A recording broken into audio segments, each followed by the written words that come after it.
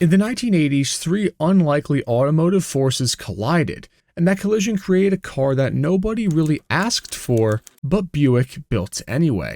First of them was that Buick at the time was battling its own image, long seen as the brand of retirees and country club parking lots. It desperately wanted to shake off its old man's car reputation, and bold, youthful design was needed. Second, GM's internal design studios were fuming. Cadillac had just snubbed them all by outsourcing their new Alante model to an Italian design house. GM's designers were determined to show the higher-ups that brilliance didn't need an Italian passport. They could craft something just as daring right here at home. And third, was the market was shifting towards a new kind of status symbol, the personal luxury coupe. These weren't muscle cars or family sedans. They were stylish, two-door statements of taste and comfort. Buick knew it needed its own contender, something distinctive and modern that would stand out from an increasingly crowded market. And out of this convergence came a car that broke from Buick tradition, a sleek, two-seat Grand Tourer, the first of its kind for the brand. And it was called the Buick Reatta. And as you'll soon see why, it was also the last time Buick tried anything like this. As mentioned before, in the wake of the Alante design decision, GM's Advanced Design 2 studio held an internal contest to envision a new two-seater. The winning concept came from Dave McIntosh around 1982, a clean, rounded design that would evolve into the Reatta when it officially launched in 1988. The next 6 years, though, between concept and production were anything but smooth.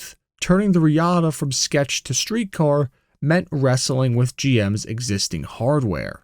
Originally designed for full-size coupes like the Riviera, the E-Body was a decent platform, but it was far from sporty. It was also designed mainly for cars that looked like bricks, where the Reatta looked more like a football, which represented some serious challenges in turning it into a production car.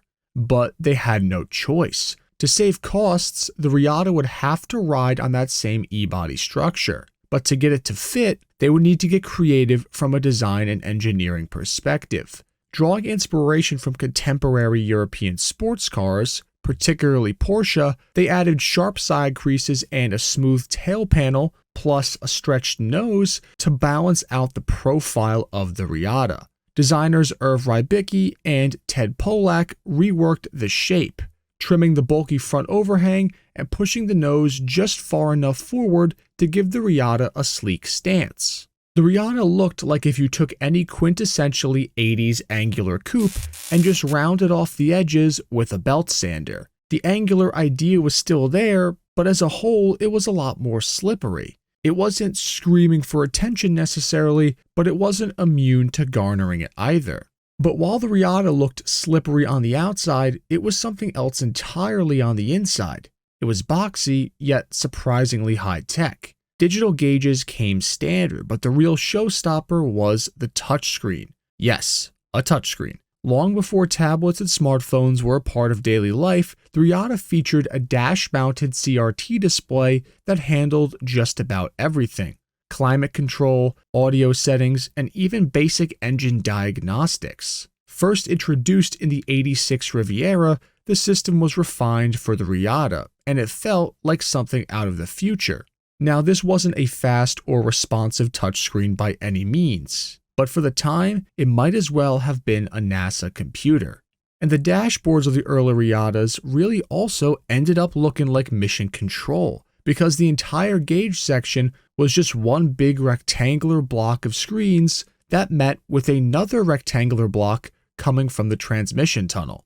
The door panels and the rear parcel shelf had some nice curvature to them, so it beats me as to why Buick went for such a blocky dash, as it seems to be the polar opposite of the rest of the car's design language. For a two-seater though, the Buick Reatta was surprisingly comfortable and well-appointed. The cabin was spacious, with wide, supportive seats for long-distance cruising and plenty of legroom to stretch out. It also packed some impressive tech and safety for the 80s, four-wheel anti-lock disc brakes, and a fully independent suspension. Up front, it used coil springs, and McPherson struts, and in back, transverse leaf springs kept things light and compact. On paper and in person, it looked like a sleek, agile coupe, and it mostly delivered. In testing, Car and Driver recorded 0.79 Gs of lateral grip in 1988, which wasn't bad for a front-wheel drive car then, and handling as a whole was pretty decent, but the overall driving experience, well, that told a more complicated story. Car and Driver's official statement on the car, courtesy of their review from Rich Sepos, said that the Reatta is nearly viceless, and also nearly soulless. It wasn't a bad car statistically, it just wasn't a car that would excite. Under the hood sat Buick's familiar 3.8-liter V6, specifically the LN3 variant. It was a reliable engine equipped with fuel injection and a balance shaft for smoother operation, but it wasn't exactly cutting edge or fast. It made 165 horsepower at 4,400 RPM and 210 foot-pounds of torque at just 2,000 RPM. Paired with an automatic transmission and weighing in at about 3,400 pounds, the Reatta could manage 0 to 60 in about 9.1 seconds, which, for a car aiming to compete with the European heavyweights, wasn't really enough. In theory, Buick had the right idea, a smaller, more affordable American answer to the European Grand Tourer, but the execution fell short. By the time the Reatta launched in 1988, Mercedes, for example, had already moved on to much larger, more powerful engines, 4.2 liters and up. Buick had matched what Mercedes was doing 5 years earlier rather than anticipating where the segment was heading. And worse still, the Reatta wasn't just fighting imported rivals, it was also competing with Cadillac's Elante under the GM umbrella, which hit the market a year earlier in 1987. Originally, the Reatta was pitched as a $20,000 premium coupe, a bargain compared to the $50,000 Mercedes or $50,000 Elante.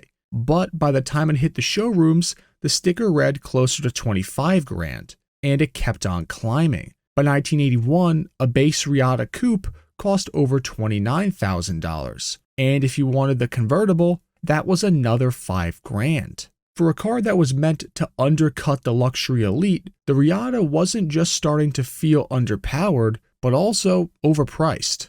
Buick's approach at cutting the price tag at the expense of performance just wasn't enough to draw in customers. According to Car and Driver in 1988, Buick's goal was to sell 15,000 Reattas per year. In 4 years of production, they managed to sell about 21,000. Ouch. They simply could not pull buyers in to match Mercedes. In 1981, they sold about 7,000 Reattas, which was still well under the roughly 9,000 Mercedes-Benz SLs that sold that year at a much higher price point. By 1990, Buick had introduced the long-promised Reatta convertible, but even with the added chassis bracing, it lacked the structural rigidity of the coupe.